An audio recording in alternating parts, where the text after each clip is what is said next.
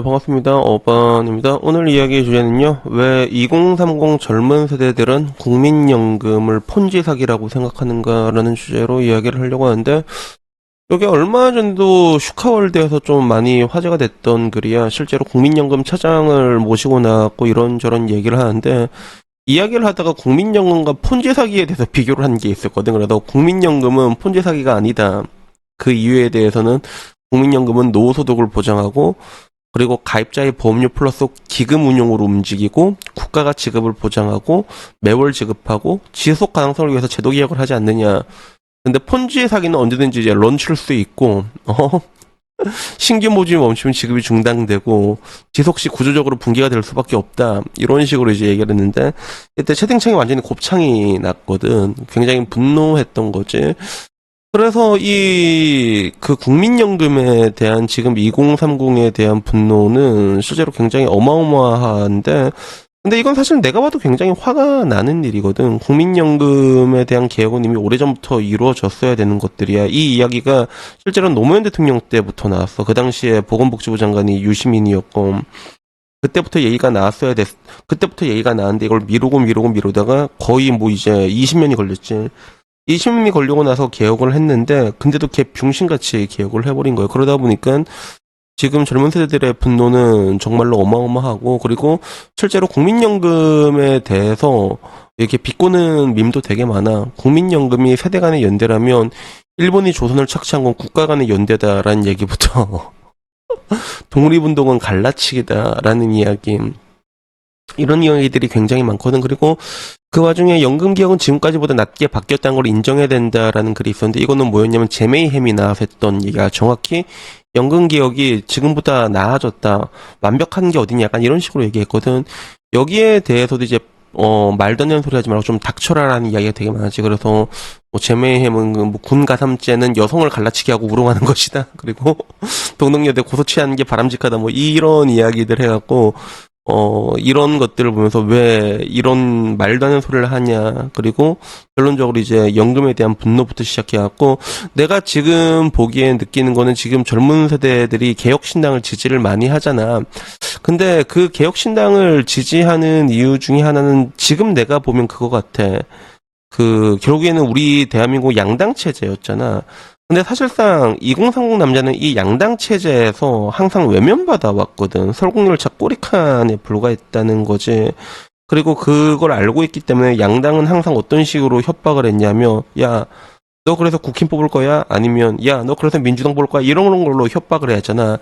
그래서 여기에 개빡친 애들이 내가 보기엔 개혁신당의 지지자로 많이 간 것 같아. 그래서 개혁신당에 있는 애들은, 내가 보니까 지지한 애들은 국힘도 존나 싫어하고 둘 다 존나 싫어하는 애들이 이쪽으로 간 그런 느낌이 있는데, 근데 결론적으로 이들이 가장 공통적으로 분노하는 포인트 중에 하나는 이제 연금이라는 거지. 2030 세대들은 이 국민연금에 말도 안 되는 이것을 이제 폰지 사기는 아닌데, 근데 내가 보기에는 폰지 사기 같은 부분들도 분명히 있긴 있거든. 그래가지고 결국엔 여기에 대해서 이야기를 하려고 하는데, 근데 사실 이 국민연금이 지금 계약이 됐어도 2030 입장에서는 이게 폰지 사기다라고 느낄 수밖에 없는 게, 사실상 아무런 이득이 없습니다.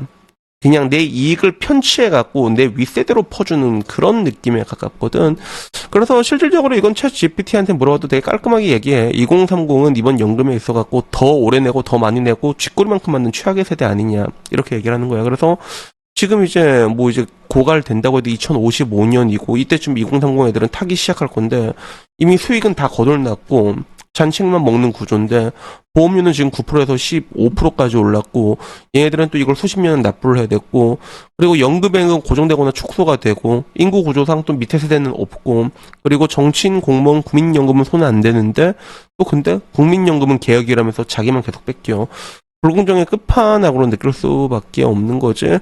그래서 요거를 이제 표로 내면 되게 간단한 게, 표로 보면 이렇게 딱 보면 되게 편해. 납부기간 기성세대 20에서 30년 상대적으로 짧았지. 근데 2030은 40년 이상을 내야 돼. 65세 수령을 받잖아. 더 오래 내고, 보험료율도 과거에는 9%인데 이것도 올라서 9%야. 옛날에는 뭐 이제 4.5에서 쭉 가다가 나중에 올라온 거거든. 근데 우리는 15%까지 올라갈 예정이고 더 많이 내.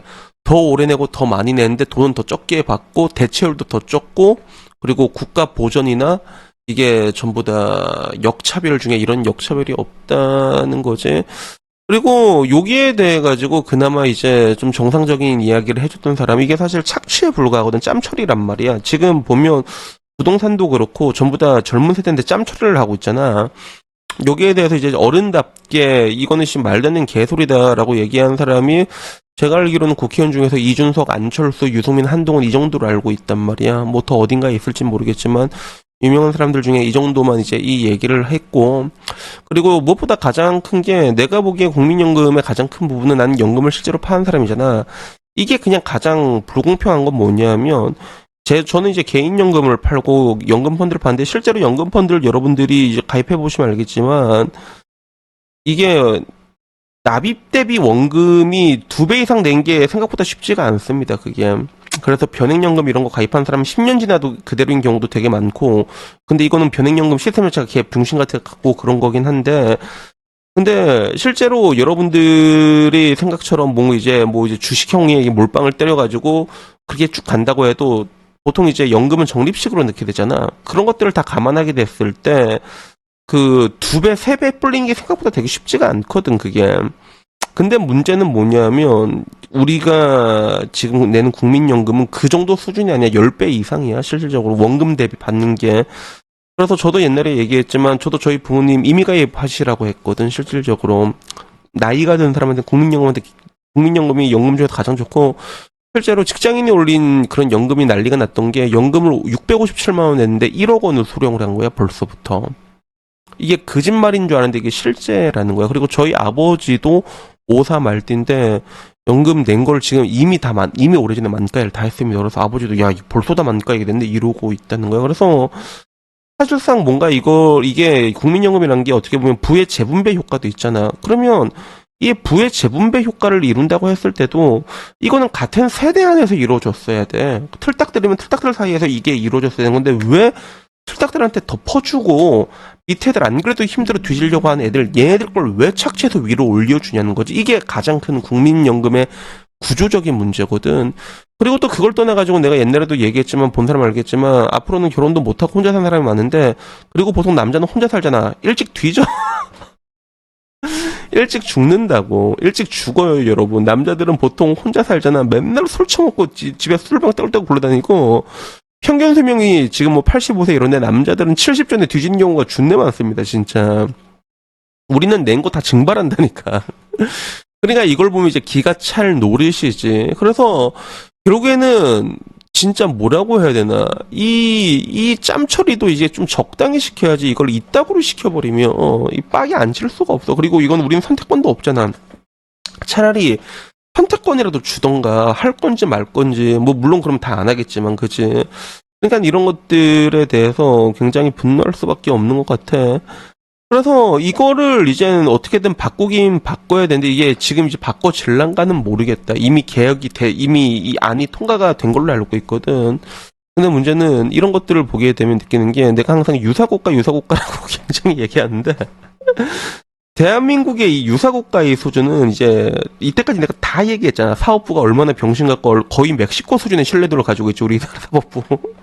입법부는 멀쩡해, 행정부는 멀쩡해, 다 병신이야. 어떻게 이렇게.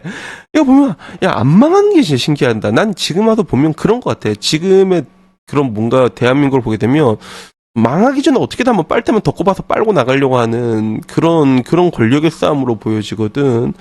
그래서 이런 것들을 볼 때마다 지금 2030들이 진짜 극도로 분노하는 거에 대해서는 충분히 공감할 수 있지 않나 하는 그런 생각이 듭니다. 그래가지고 여튼은 뭐 오늘 이야기는 이렇게 얘기를 했는데, 근데 모르겠다. 앞으로도 이게 나아질까라고 얘기를 했을 때 이제는 뭔가 나아진다는 희망이 안 보이는 것 같아. 어떤 쪽으로든. 나라가 지금 굴러가는 걸 보게 되면 병신도 이렇게 병신같이 굴러가는 나라가 있다 보니까 뭔가 나아질 거라는 기대가 들지 않는다는 게 가장 안타까운 일 중에 하나가 아닌가 하는 그런 생각이 들었습니다. 그래서 여튼 오늘 이게 여기까지고요. 다음에 좀 더 재밌는 이야기로 찾아뵙도록 하겠습니다. 이상입니다. 감사합니다.